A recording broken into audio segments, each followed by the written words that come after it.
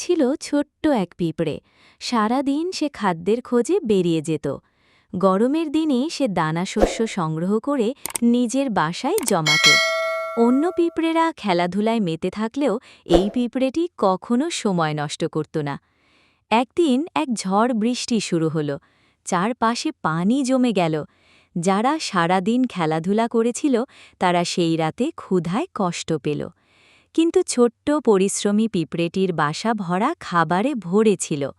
সবাই তখন বুঝল পরিশ্রম আর দূরদর্শিতা জীবনের আসল শক্তি।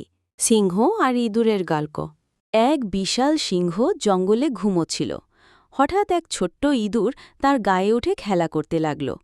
সিংহ বিরক্ত হয়ে ইঁদুরকে ধরে ফেলল। ইঁদুর কাঁদতে কাঁদতে বলল, আমাকে ছেড়ে দিন মহারাজ, একদিন হয়তো আমি আপনাকে সাহায্য করতে পারব। সিংহ হেসে বলল, তুই এত ছোট, আমাকে সাহায্য করবি? তবুও দয়ালু সিংহ ইঁদুরকে ছেড়ে দিল।